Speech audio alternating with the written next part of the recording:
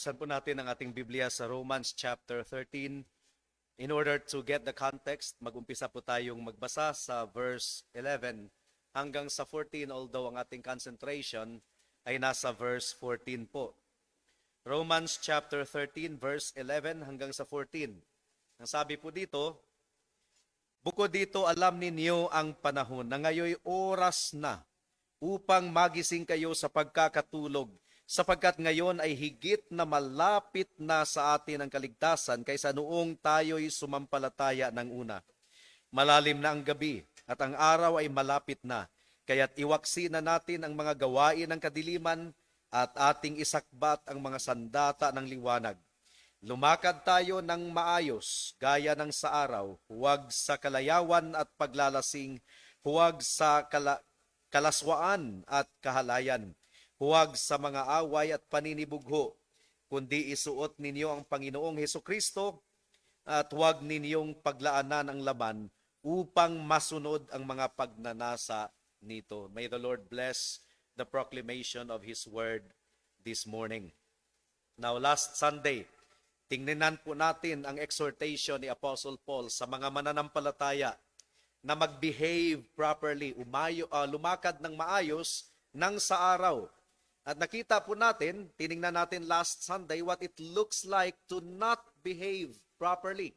Meron pong tatlong categories of sin na binanggit ang verse 13. This is the picture of not behaving properly.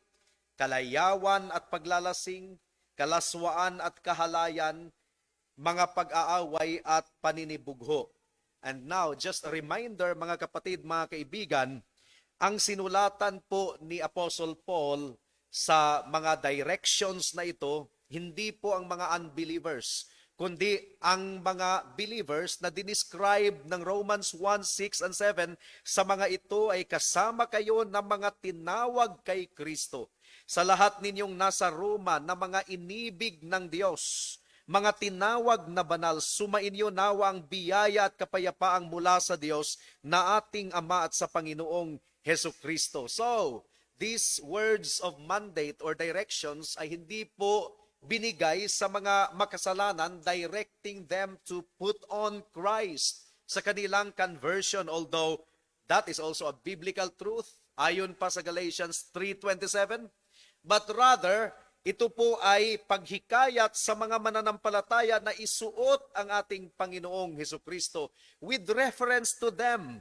Sila ay tinawag na ng Diyos at nasa kalagayan na ng biyaya at ibinukod na sila para sa ating Diyos. At sila po ay nagsusumikap na ipamuhay nila ang Christian life sa kalagitnaan ng pagan religion and pagan licentiousness ang siyudad po ng Roma. So yun po ang recipient ng sinulatan ni Apostle Paul. At ang konteksto po ng direction sa Romans chapter 13, mga kapatid, mga kaibigan, they are the people of God. At sila po ay tinawag upang ipamuhay nila ang kanilang buhay Kristiyano sa loob ng iglesia at sa harap ng mundo in the light of the law of God na sinamarize sa command for them to love each other, to love God and love one another. Tinawag po sila na mamuhay ng may kabanalan with a view of the consummation of redemption, sa muling pagbabalik ng ating Panginoong Hesukristo. Kaya ni-remind po sila ni Apostle Paul that the final hour of their salvation is nearer. Mas malapit na ngayon kaysa sa noong unang sumampalataya sila. Kaya nararapat lamang na lumakad sa paraan na naaayon sa mga anak ng liwanag. And they are tasked to cast off the works of darkness. Ano ba itong mga works of darkness and works of the night? Gaya ng binanggit na sa verse 13, siningle out po ni Apostle Paul ang tatlong categories of sin. That those three categories of sin characterize the nightlife of sin. Ano ba ito? Mga excesses of food and drinks. Food and drinks are not sinful in and of themselves. What is sinful are excesses of food and drinks. When the Bible says drink a little wine, well, how do you understand little? Little is little. So just define little. Excesses of food and drinks, not in feasting and drunkenness. And then siningle out din ni Apostle Paul ang excesses of sexual activity. Sexual activity is not sinful in and of itself, as long as it is in the context of marriage. Now, ang excesses, not in bedding around and licentiousness and other forms of sexual lust and deviation. At yung pangatlong kategory ng kasalanan na binanggit ni Apostle Paul ay yung kasalanan sa puso na may kinalaman sa interpersonal relationships, not in quarreling and in jealousy. At sa konteksto pong ito, mga kapatid, mga kaibigan, it is in the context of Paul is underscoring the fact na ang mga Christians ay maaaring ma-overcome. Maaaring mahulog ang mga Christians sa alinman sa tatlong kategorya ng kasalanan na binanggit sa verse 13. Kaya, there is a reminder. Dinirect ni Apostle Paul ang mga tao ng Diyos to a lifestyle not characterized by these categories of sin. At upang hindi tayo mahulog nito, ay ito na yung sinasabi sa verse 14 na isuot natin ang ating Panginoong Hesukristo at huwag po nating paglaanan ang ating laman. Make no provision for the flesh. And kahit abundant po ang evidence sa Biblia na walang sino mang makakapag-claim na sila ay tunay na Christian kung lifestyle na nila itong mga kasalanang binanggit sa verse 13. No one has the right to claim na siya ay Christian kung namumuhay siya sa ganitong lifestyle. Pero malinaw din ang sinasabi ng Biblia na ang mga Christians ay maaaring mahulog sa ganitong kasalanan kung hindi po mag-ingat. Alalahanin po natin si Haring David with Bathsheba. So kung hindi po tayo mag-ingat, and so ang mandato po sa verse 14 ay hindi po optional, hindi po luxury. It is a must. It is a necessity sa mga mananampalataya na namumuhay doon sa Roma at sa bawat isa sa atin na isuot po natin ang ating Panginoong Hesukristo at huwag po nating paglaanan ang laman. Yun po ang sinasabi ng verse 14. At tayo man din ay namumuhay sa kalagitnaan ng ating Roma dito sa Pilipinas. Our society has become more corrupt, more degraded morally. Kaya kinakailangan po natin ang directive na binigay ni Pablo dito sa verse 14. So again, what does it look like to behave properly? Last Sunday, we meditated on the picture of not behaving properly. But what does it look like to behave properly? Ang isang mananampalataya na nagbe-behave properly ay seryoso sa pagsunod sa dalawang utos na ibinigay ng verse 14. They are two imperatives. One is positive and the other one is negative. Positively, put on the Lord Jesus Christ. It's an imperative. Utos ito sa Greek language. At negatively, do not make provision for the flesh to gratify its desires. So there are two imperatives dito sa verse 14. One is positive and the other is negative. They are two distinct gospel duties. And there is a significance in the order. Hindi pwedeng mabaliktad. Hindi pwedeng mauna yung negative na do not make provision for the flesh. Hindi. Dapat mauna talaga yung positive. Put on the Lord Jesus Christ. Isuot ang ating Panginoong Hesukristo. And then, secondly, huwag paglaanan ang laman upang tupdin ang mga pagnanasa nito. Hindi po pwedeng baliktarin.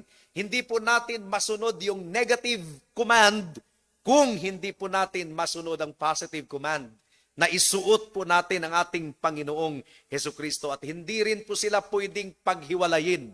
In our battle against sin, in our fight against those three categories of sin na binanggit sa Romans chapter 13, verse 13, hindi pwedeng paghiwalayin ang positive command and negative command na ito sapagkat sa pamamagitan nitong dalawang utos na ito, magtatagumpay po tayo laban sa kasalanan.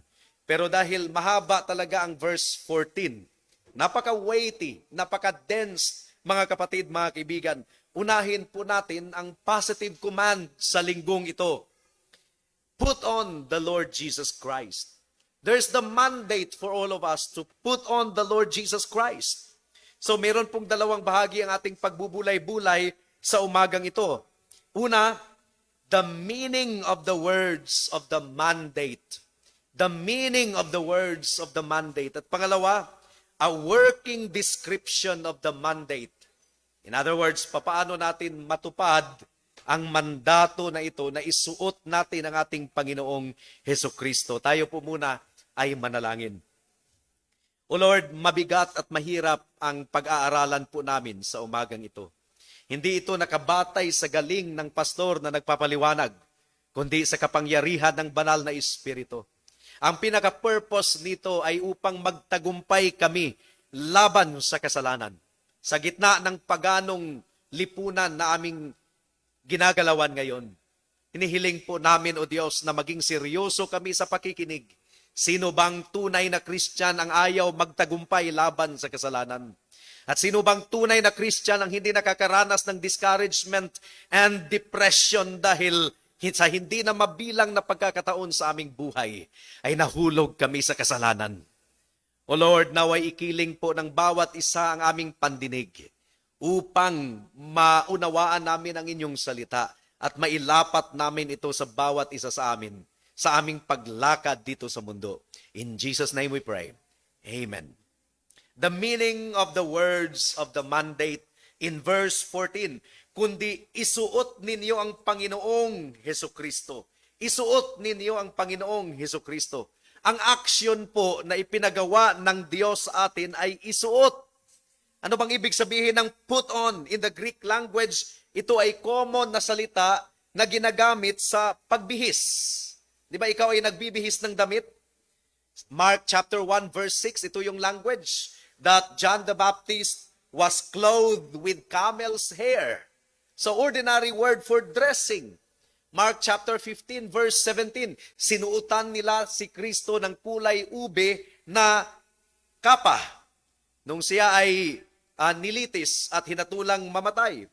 And this is also the language used sa Septuagint version of the Bible, Genesis 3:21, na ang ating Diyos ay lumikha ng damit para kay Adam and Eve at dinamitan ng Diyos si Adam and Eve. So, itong put on the Lord Jesus Christ, isuot ninyo si Hesukristo, it's a common word na ginagamit sa Biblia upang i-describe ang pagbibihis ng damit. But in the Bible, this word is also used figuratively. Clothe yourself with modesty. Or katulad ng Colossians chapter 3 verse 12, please turn there. This is the same language, Colossians 3:12. Putting on certain characteristics and attitude. Ang sabi po dito, put on then as God's chosen ones, holy and beloved. Ano ang isusuot natin? Compassionate hearts, kindness, humility, meekness, and patience. Itong mga graces na ito ay inahilintulad ni Pablo sa isang aparador ng mga damit na kailangang isuot ng mga tao ng Diyos whenever we have fellowship with one another. Whenever we appear in each other's presence, tayo ay magsuot ng mga damit na ito, kindness, patience, humility, meekness, compassionate heart, mga kapatid, mga kaibigan. At ang language din po ng Greek ay nagdadirect ng attention sa ating sarili. So it could be translated as put on for yourself. Meaning to say active. Aktibo talaga nating gagawin ito. Isuot natin para sa ating sarili ang ating Panginoong Hesukristo. That's the action commanded sa verse 13. Inihahalin tulad ito sa pagbibihis ng damit. Pangalawang mapansin po natin sa unang punto, sino po ang object ng action? Ang object po ng action. Sino ang ating isusuot? Well, kung isusuot ang pag-uusapan, ano dapat ang question? Ano ang ating isusuot? Damit. Pero, ang teksto po sa Romans 13:14, sino ang isusuot po ng lahat ng mga mananampalataya kung tayo ay magtatagumpay laban sa pornography, laban sa mga pita ng laman, laban sa tatlong categories of sin? Sino ang ating isusuot? Alam ni Pablo na napakalakas ng hatak ng kasalanan. Kaya tatlong designations ng ating Panginoong Hesukristo ay binanggit dito. Full-blown designation of the person and work of Jesus Christ ang kailangan nating isuot. Lord Jesus Christ.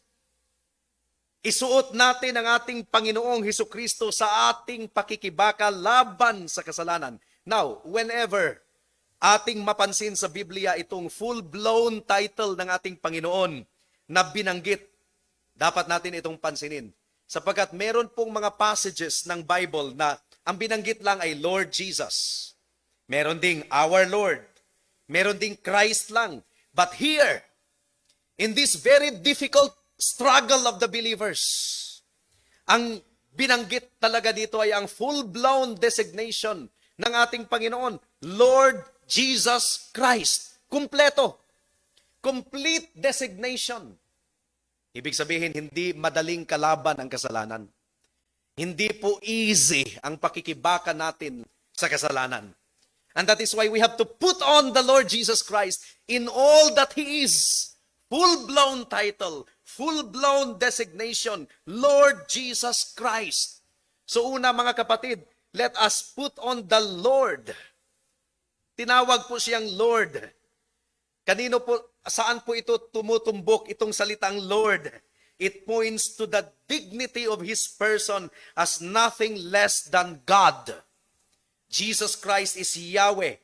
Jesus Christ is Jehovah. Lahat po ng mga prophecies sa lumang tipan na nagsasalita patungkol kay Jehovah, they are fulfilled in the Lord Jesus Christ. In fact, yung salitang kurios is used in the Greek Septuagint to refer to Yahweh or Jehovah. And so, ang lahat ng mga tao ng Diyos ay pinag-uutos or hinimok na isuot po natin ang Diyos mismo.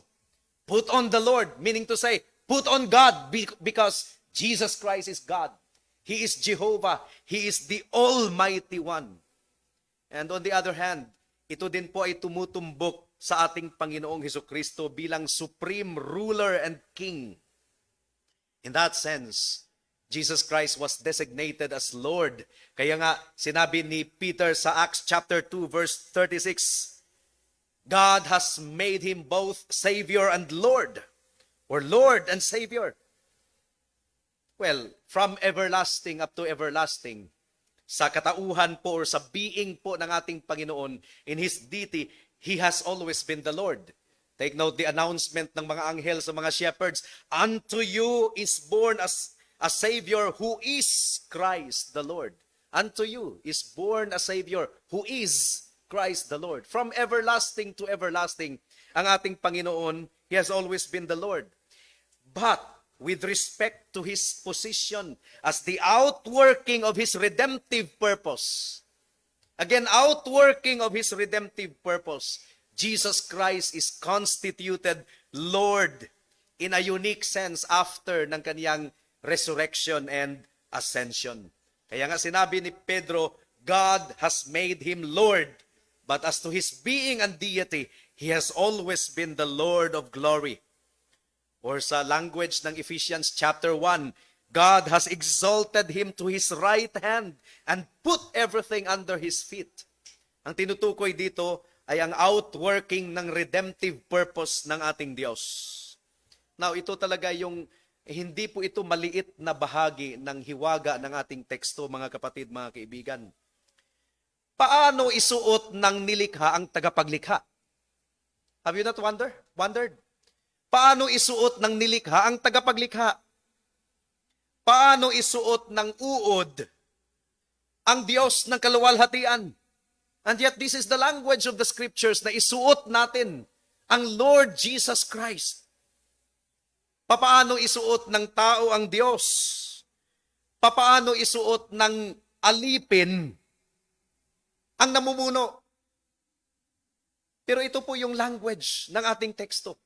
In our battle against sin, in our struggle against sin, we need to put on the Lord Jesus Christ, or else talunan po tayo, or else sugatan po tayo, or else hindi po tayo magtatagumpay. We have to put on the Lord. Kailangan gawin natin iyan sa ating Panginoon with the analogy of getting dressed. Isuot po natin ang ating Diyos. Self-consciously reminding ourselves that He is the Lord. Put on the Lord and then He is Jesus. Isuot natin si Jesus. Ano bang ibig sabihin ng Jesus? Ito yung pangalan na binigay sa ating Panginoon sa kanyang incarnation. Remember? Nagdadalawang isip na si Joseph na pakasalan si Maria dahil natagpuan itong buntis. And so, sinabi ng Diyos kay ng anghel kay Joseph, "Do not be afraid to take Mary your wife. And his name shall be called Jesus, for he will save his people from their sin." Isuot natin hindi lang ang Diyos at Hari, kundi si Jesus. Meaning to say, siya ay tunay na tao, Diyos na naging tao. It underscores the reality of His humanity. Emmanuel, God with us. Ang salitang Jesus din, ang pangalan na Jesus, ay tumutumbok din sa kaluwalhatian ng kanyang misyon bilang tagapagligtas. In other words, si Jesucristo, ang ating tagapagligtas, ang ating deliverer. In our battle against sin, isuot po natin ang ating Panginoon bilang Diyos at tagapagligtas, deliverer, rescuer. Hindi lamang siya tinawag na Lord, but He is also called Savior, Deliverer. Siya po ang pumarito dito sa mundo with a mission of deliverance. Pumarito siya upang magligtas sa kanyang mga tao mula sa kanilang kasalanan. And ito po yung ipinag-uutos sa atin na isuot natin. We are to put on the Lord Jesus. And then pangatlo, isuot natin si Kristo. We are to put on the Lord Jesus Christ. He is also called Christ. At nag-identify ito sa ating Panginoon bilang anointed one. The long-promised Messiah, Christ. Ibig sabihin, anointed one, Jesus Christ was equipped with the power of the Holy Spirit upang magampanan niya ang kanyang misyon sa pagligtas atin at sa pagiging Diyos at Hari. The one upon whom the Father poured the Spirit without measure. At sa kaluwalhatian ng kanyang pagiging Messiah, ang ating Panginoon, ang final prophet, dahil pinakilala niya ang Diyos Ama sa atin. Siya po ang priest, ang pari, nagpapatawad at namamagitan para sa kanyang mga tao. At siya po ang Hari to rule over us and defend us. This is the implication of Christ. And all of that is bound up in the object of the action commanded. We are to put on the Lord Jesus Christ. Kung tayo ay magtagumpay laban sa kasalanan, we are to put on the Lord Jesus Christ. Now, this is really a bold language sapagkat papaano nga ang nilikha na katulad natin, isuot natin ang ating Panginoong Hesukristo, the Lord of glory. This is the analogy. Ginamit naman yung salitang put on sa Bible. Romans 13:12, for example, put on the armor of light. Yeah, we have to put on the armor of light. Ephesians 6:11, put on the whole armor of God.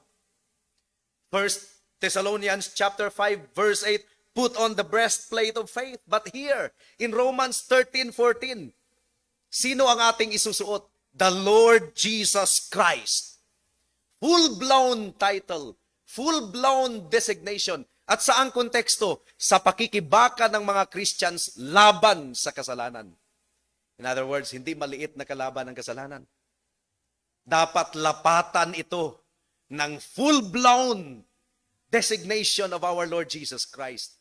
We have to immerse ourselves in the truth that Jesus Christ is Lord, Jesus and anointed one, Christ. Be transformed by the renewing of your mind. You see, the battle is in the mind.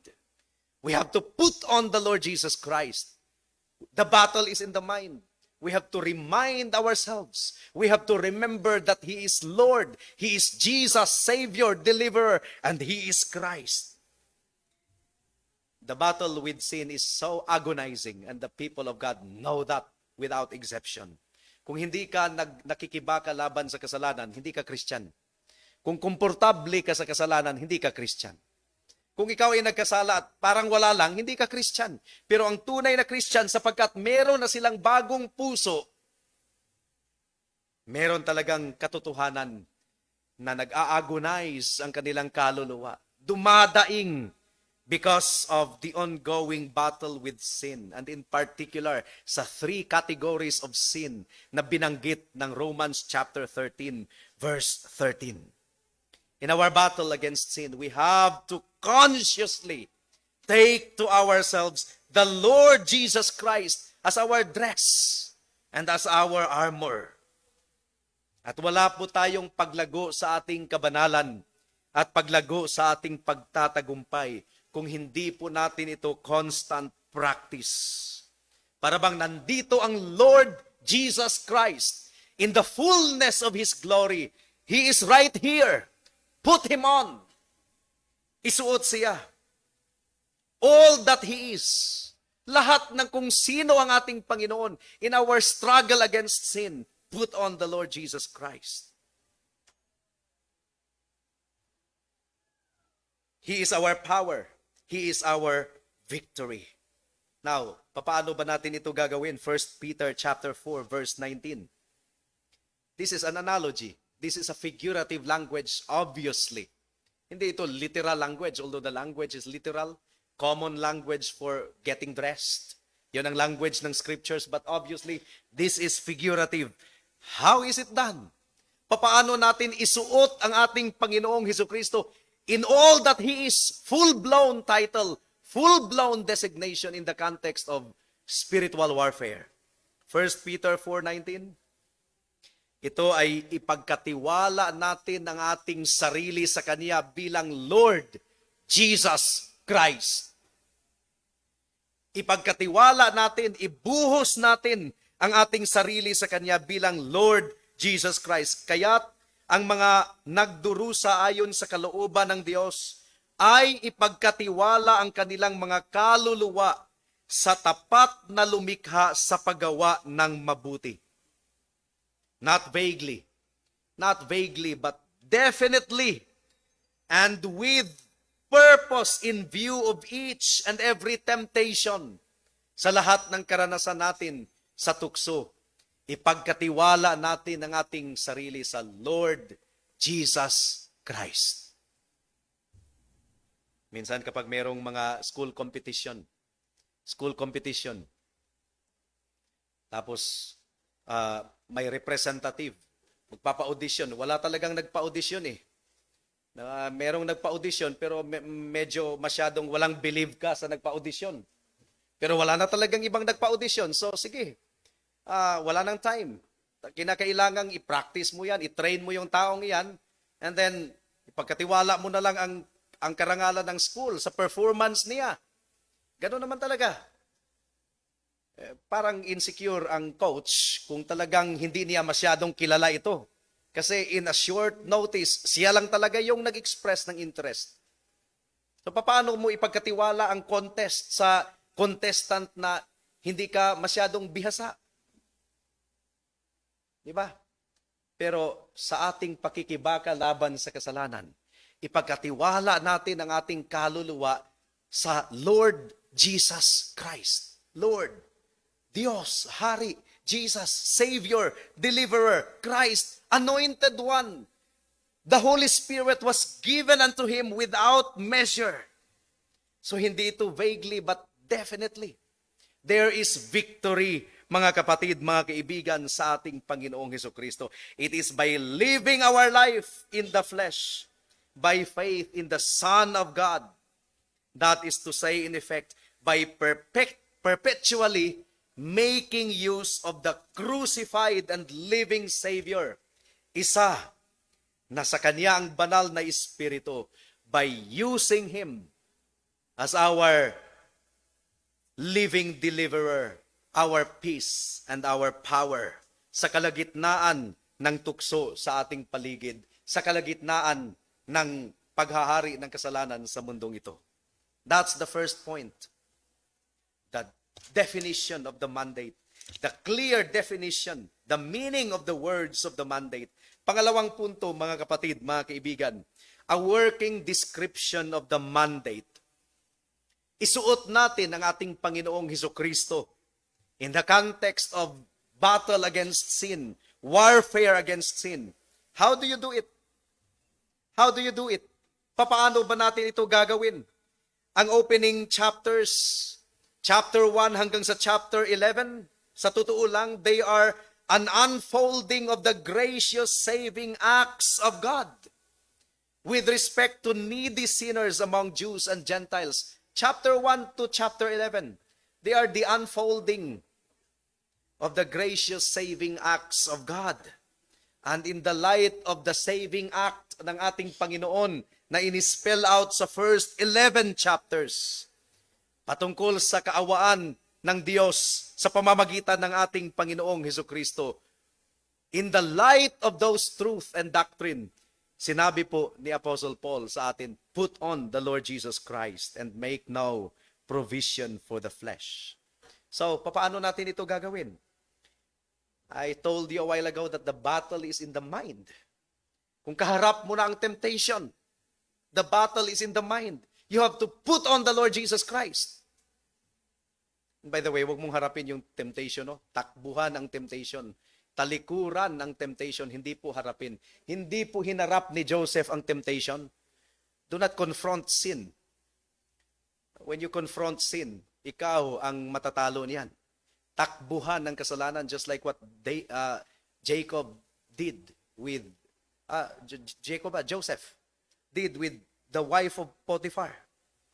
The battle is in the mind. So, how do we put on the Lord Jesus Christ?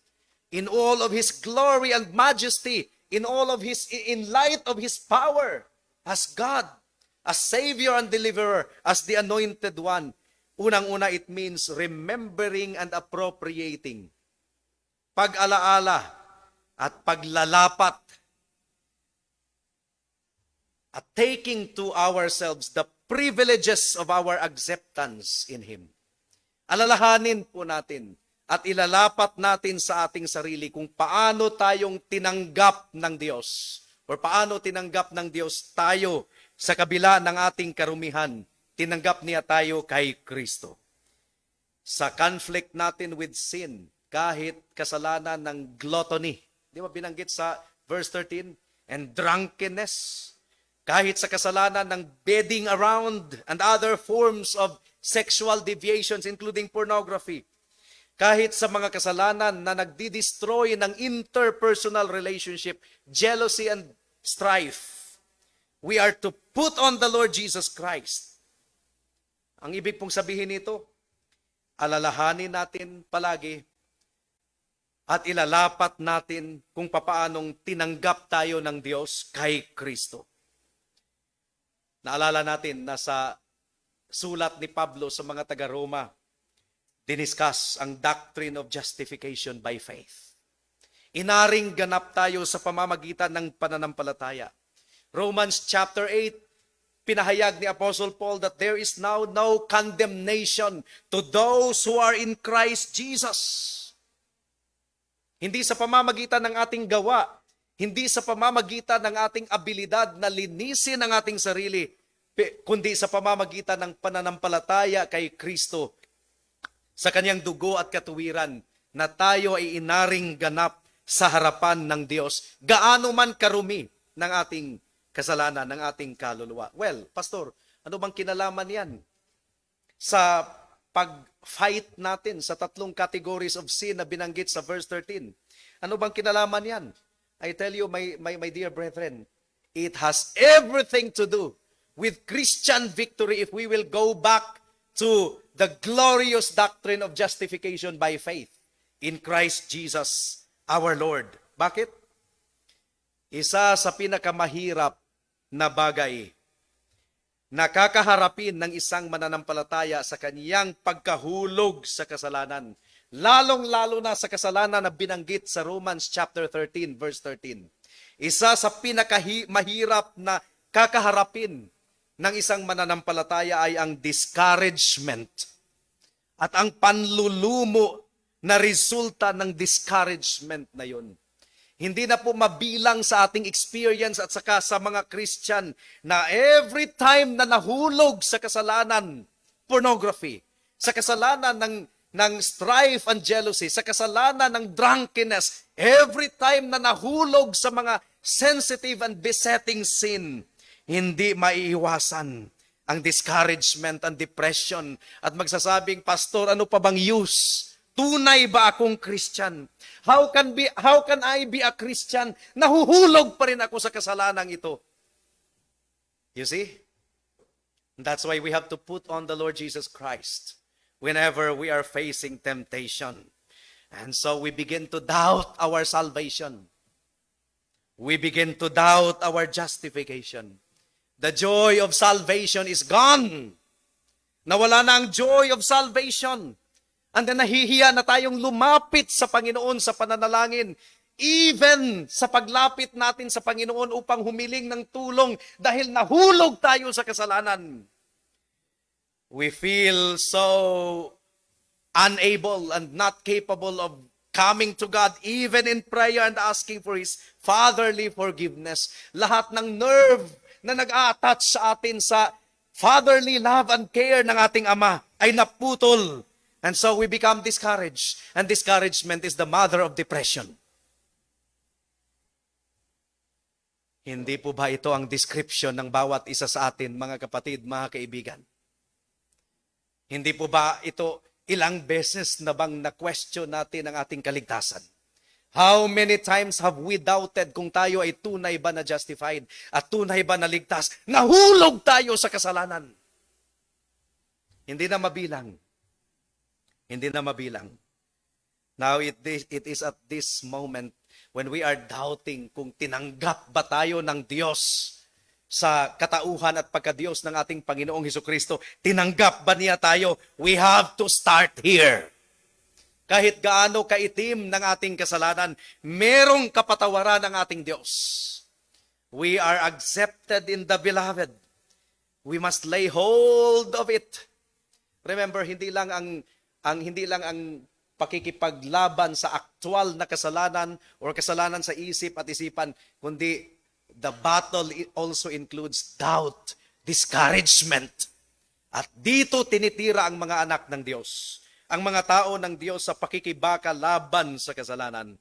Now, we will never make any progress sa holiness at pagtatagumpay kung hindi po natin isuot ang ating Panginoong Hesukristo in all that He is, as Lord, as Jesus, as Christ. In the Lord Jesus Christ, we are accepted by God. In the Lord Jesus Christ, David was restored. In the Lord Jesus Christ, Peter was restored. In the Lord Jesus Christ, we shall be restored. The righteous fall 7 times, but he rises up again. So ibig sabihin, alalahanin natin, let's recall the gospel and the privileges of the gospel and the implications of our union with Him in our death and resurrection. Namatay tayong kasama ni Kristo, Romans 6:3. Bumangon tayong muli kasama ng ating Panginoong Hesukristo. Ano ba ang sinasabi ni Pablo dito sa Romans chapter 6? Remember and appropriate and live and act in the light of that which derives from your union with Christ. At dahil ikaw ay merong pagkakaisa kay Kristo, nung siya ay namatay kang kasama niya.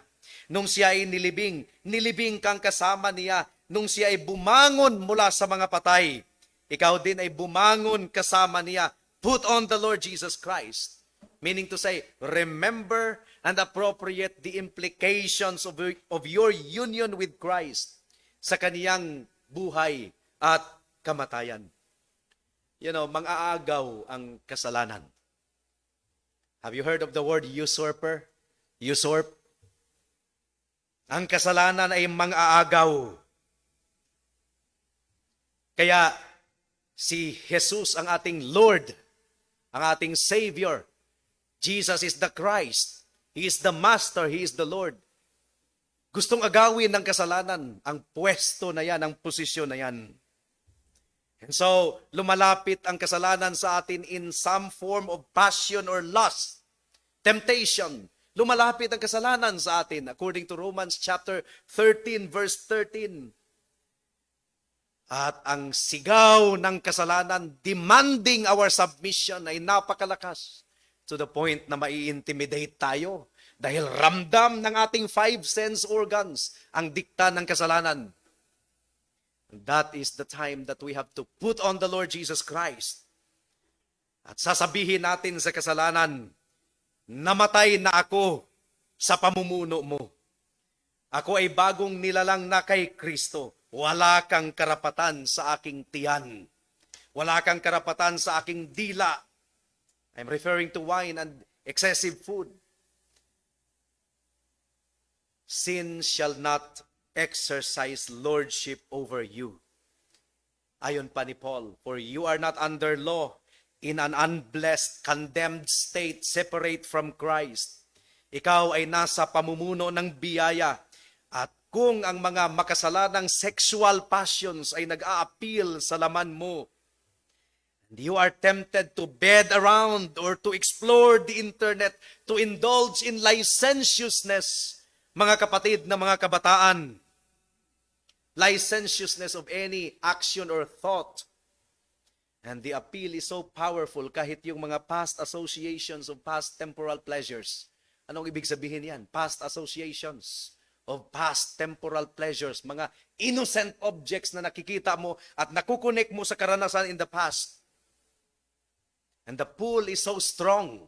Ang hatak ng temptation ay napakalakas because sin is a usurper. Nagdidemand na i-present mo ang members of your body, i-present mo sa harapan ng korte ng kasalanan, and you will say, yes, boss, yes, master. Every time na darating sa iyo ang tukso ng kasalanan na nag-a-act as parang siya ang boss, remind him of who your true master is. Our true master is the Lord Jesus Christ. Remember, i-appropriate po natin ang implication ng ating pagkakaisa kay Kristo sa kaniyang buhay at kamatayan. That's putting on the Lord Jesus Christ. Yun ang pagsuot sa kaniya. Putting the Lord Jesus Christ on. Ano ba ang implication ng ating pagpapasakop sa kaniya? Bilang Master, bilang Lord, bilang ating amo. Diba sinasabi ni Pablo sa Romans chapter 14 that Jesus Christ is the one who died and rose again, that He might be the Lord both of the living and the dead. At dinidevelop po ni Paul yung argument na ito sa Romans chapter 14. When you judge your brother, kung hahatulan mo ang kapatid mo, you become his Lord. But you are not his Lord. Si Jesus ay namatay at si Jesus ay nabuhay muli. And Jesus is Lord. Ano bang ibig sabihin nito? It means in the situation of sin and prior to the committal of sin, kinakailangang consciously maalala po natin at tumugon tayo sa katotohanan that we are not our own. Tayo ay binili sa isang malaking halaga. Ang nagmamayari sa atin ay ang ating tunay na master. Lahat ng meron tayo ay sa Kanya. Ibig sabihin, ang ating feelings ay hindi sa atin. My feelings are not mine to run out in jealousy and bitterness. That is why he who trusts in his feeling is a fool. Ginagawang sukatan ang feeling. But our feelings are not ours. Ang ating feelings ay hindi sa atin upang mag-indulge tayo sa sexual na kasalanan.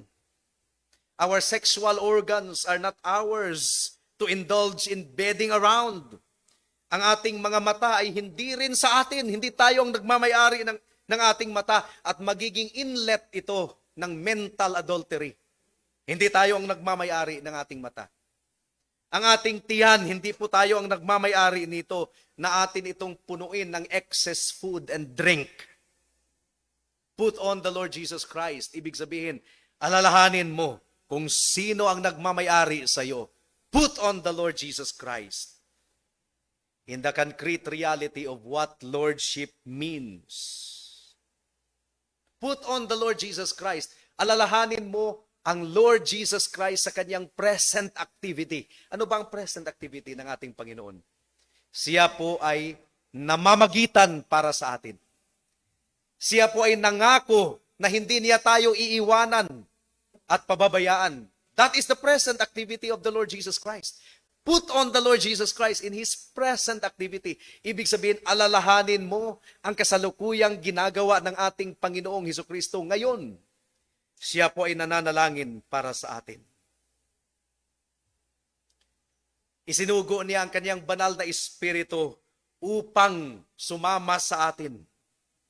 Kung saan 2 o 3 ang nagkakatipon sa kanyang pangalan, andito ang ating Panginoon sa ating kalagitnaan. In other words, Christ is in us by His Spirit. Binigyan niya tayo ng spirit of regeneration. Binigyan niya tayo ng spirit of adoption. Sino ba ang ating Panginoon sa kasalukuyan? We are united with Him. Put on the Lord Jesus Christ. Ibig sabihin, ang realidad ng ating relationship with Him sa kasalukuyan. What is the relationship of our body to Christ? Our body is the temple of the Holy Spirit. Meron bang temple of the Holy Spirit na ipapagamit natin as instrument of sin, instrument of wickedness? To put on the Lord Jesus Christ is to accept the implications of that. Kaya nga sa liham ni Pablo sa 1 Corinthians, matindi yung argument. What fellowship has the temple of God with idols? Your body is the temple of the Holy Spirit. Ang mga members ng katawan mo na templo ng banal na Espiritu, dadalhin mo sa kandungan ng isang babaeng bayaran, prostitute. That's the argument of Paul sa 1 Corinthians. Ang banal na Espiritu na nananahan sa atin, dadalhin natin sa presensya ng prostitute, sa presensya ng mahahalay at malalaswang lugar. Our eyes, nakabilang sa templo ng banal na Espiritu, magiging inlet sa kasalanan. That's the argument of the Apostle Paul. Meaning to say, when you fornicate, you take the Lord Jesus Christ with you because you are the temple of the Holy Spirit. You are bought with a price. That's a bold language mula kay Apostle Paul, mga kapatid, mga kaibigan. So, kung tayo po ay tinutukso na mahulog sa kasalanan, we will say, no, because I am united to Christ. I am united to Christ in all that He is. Christ is in me and I am in Him. Galatians 2:20, hindi na tayo ang namumuhay para sa ating sarili. I am crucified with Christ. Therefore, I no longer live. Jesus Christ now lives in me. At dadalhin mo siya sa isang lugar na pugad ng kasalanan. That's the implication of that, mga kapatid, mga kaibigan. I shall not make my Lord a part of such actions. At bilang application para sa mensahe sa umagang ito, I know na kulang pa rin ito. And may the Holy Spirit make us conscious at all times. At naway tumago sa ating mga puso ang realidad na ito. That in our battle with sin, yung sinasabi ng Hebrews chapter 12, fixing our eyes on Jesus, the author and finisher of our faith. Pero hindi lang Jesus, Lord Jesus Christ. The full designation of Christ. Ating titingnan, titigan natin ang ating Panginoong Hesukristo in our battle with sin. Because if we are not looking to Jesus, kanino tayo tumitingin? Sa ating self. Mahina tayo, hindi tayo malakas. So ano po ang mangyayari? Discouragement, panlulumo, despondency, pagdududa. But if we will look at the Lord Jesus Christ in all the splendor of His glory, who He is, the Lord Jesus Christ, we will run the race victoriously with Jesus Christ before us. He is the author and finisher of our faith. Now, ano yung mga essential means upang ma-fulfill natin ang mandate na ito? To put on the Lord Jesus Christ. What are the essential means? Paano natin ito i-practice? Well, first, tinalakay natin kanina sa Sunday School, kung isusuot natin ang ating Panginoong Hesukristo, there must be consistent, prayerful attendance upon the public means of grace.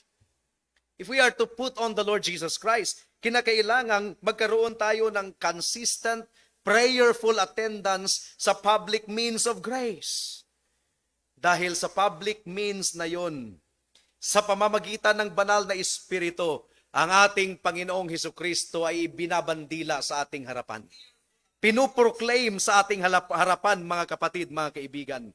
Ang katotohanan ng ating relationship with Christ, ini-expound sa lahat ng public elements of our worship, including singing of hymns, including scripture reading, including sermon. Ito yung mga institute, ito yung mga elemento. In the genius of God and in the wisdom of God, He calculated it na dito po itataas ang ating Panginoong Hesukristo bilang bread of life upang pagsasalu-saluhan ng kanyang mga tao. In other words, ang public means of grace, pagtitipon na katulad nito, public means of grace, especially the Lord's Day, ito yung means of grace kung saan na-display ang kaluwalhatian ng ating Panginoong Hesukristo bilang dress, bilang damit na isusuot ng kaniyang mga tao. And if we are to put Him on, kinakailangang makita natin siya. At kung makikita natin ang ating Panginoong Hesukristo, dapat tayong pumaroon sa pagtitipon na itinalaga ng Diyos kung saan na-display ang ating Panginoong Hesukristo. And do not be wiser than God. Baka iniisip mo na mas wise ka pa sa ating Panginoon. Do not be wiser than God. At magtatalaga ka para sa iyong sarili ng lugar kung saan madidisplay si Kristo. Ang Diyos ang nagtalaga na sa public gathering, sa public fellowship, proclamation of the Word of God, itinalaga ng Diyos na doon po madidisplay ang ating Panginoong Hesukristo. In other words, ang humahamak sa public means of grace ay humahamak kay Kristo na dinidisplay ng public means na yon. Ulitin po natin, ang humahamak sa public means of grace ay humahamak sa ating Panginoong Hesukristo na dinidisplay ng public means na yon. At yun ang nakakalungkot dahil isa sa mga marka ng ating henerasyon ngayon, tatlo actually ang marka ng ating generation ngayon. Self-indulgence, love of ease, and covenant breaking. That's the mark. They are the marks of our generation today. Love of ease, self-indulgence, and covenant breaking. Pangalawa, paano natin i-put into practice ang pag-put on sa ating Panginoong Hesukristo? Well, alam ko na na-anticipate na po ninyo ang pangalawang practical. It is the disciplined engagement in the private means of grace. Ito ay ang pagbubulay-bulay sa salita ng Diyos na ang ating Panginoong Hesukristo ay nadidisplay sa ating kaluluwa. Ito ay ang pag-engage ng secret prayer na lumalapit po ang ating Panginoong Hesukristo sa atin. Sa ating pananalangin sa Kanya at pagtawag sa Kanyang pangalan at pagbuhos sa Kanya sa ating mga struggles, ang ating Panginoon ay pupunta sa atin with power, with might, with deliverance. Kaya mga kapatid, basic ito, elementary. Bakit magrereklamo tayo sa basic and elementary message? To put on the Lord Jesus Christ in all that He is. And we will be able to put Him on. Kung nakikita natin siya na di-display, we fix our eyes on Him. These are elementary. Public means and private means. Ito na nga eh. Huwag ka nang maghanap ng exotic way na madidisplay ang ating Panginoon. May mga churches na doon sila nagfo-focus sa deliverance, casting away demons. In Jesus' name, lumabas ka. Espiritu ng katakawan. Espiritu ng kalaswa. Deliver. No. Wala pong exotic way para masuot natin ang ating Panginoong Hesukristo. Real deliverance is intimacy with the Lord Jesus Christ. Real deliverance is intimacy with the Lord Jesus Christ. Hindi yung exotic way na merong deliverance ministry, parang exorcism session. No. It's walking closely with Him. Moment by moment, mga kapatid, mga kaibigan. Hindi naman po tayo yung tipong dogmatic na, kung hindi ka nagbubuklat ng Biblia mo araw-araw, hindi ka Christian. No. We are not dogmatic in saying na hindi ka Christian kung hindi ka nagbubuklat ng Biblia mo araw-araw. Pero magiging questionable. 2 linggo na ang nakalipas, not even 5 minutes of opening your Bible and meditating His Word. Not even 5 minutes of spending time alone with God. That is really questionable.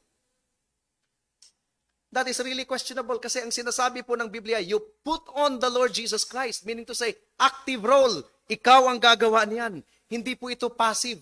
Yes, there is passive element. God is able to intervene. God is able to work in ways unknown to us. God is able to work secretly in the hearts and minds of people. Pero hindi ito let go and let God. Meron talagang active role on your part to put on the Lord Jesus Christ. We must be stirred up to every activity that God directs us to do. And we must do it. We must be proactive in planning for Lord's Day worship. We must be proactive in planning for Bible reading and meditation. We must be proactive in going to fellowships where the Lord Jesus Christ is exalted. Put on the Lord Jesus Christ, or in the language of 2 Timothy chapter 2 verse 22. Takbuhan ang kasalanan at habulin ang katuwiran kasama ng mga banal. Kasama ng mga banal. We are not in this battle alone. We are in this battle together as a church. Put on the Lord Jesus Christ in the context of public and private means of grace. At naway nakipag-usap ang salita ng Panginoon sa bawat isa sa atin sa umagang ito. Para sa mga kaibigan natin, do not think that the Christians are killjoy. Ibig sabihin, mga morbid, mga nagagalak sa kalungkutan. Ang tunay na kagalakan ay nasa katuwiran. There is no peace, says the Lord, for the wicked. Do not convince me that you are enjoying your life of sin and sexual promiscuity. Do not convince me na ikaw ay tunay na nag-i-enjoy. Hindi, magulo ang buhay mo. Tingnan mo ang katotohanan, kaibigan mo. Magulo ang buhay mo, ang konsensya mo ay umuusig sa iyo. At alam mo na hindi ka handang mamatay dahil merong paghahatol pagkatapos ng kamatayan. Talikuran mo ang kasalanan, kaibigan. At lumapit ka sa ating Panginoong Hesukristo. Put on the Lord Jesus Christ in repentance and faith. And be His. Surrender your life to Him. Talikuran ang kasalanan at yakapin si Kristo bilang Diyos at tagapagligtas mo, kaibigan, at ikaw ay maligtas. Tayo ay manalangin. Salamat po aming Panginoon sa mensahe ninyo sa umagang ito. Mahirap na subject. Mahirap. Sugatan. Napapagod ang inyong mga tao. Hinihingal spiritually. But we have no other choice but to put on the Lord Jesus Christ. Satan just won't stop. After Satan tempted Jesus, he left him until the opportune time. There's a description, until the opportune time. When we feel that we are victorious against sin at this moment, we should not be relaxed. We should be on guard always because Satan is just studying to topple us down once again. He's looking for opportune time and help us to constantly put on the Lord Jesus Christ in all the splendor of His glory and majesty, of His power and might, O God. because without you, we can do nothing. Salamat, O Diyos. Ito po ang aming samo at dalangin sa pangalan ni Jesus. Amen.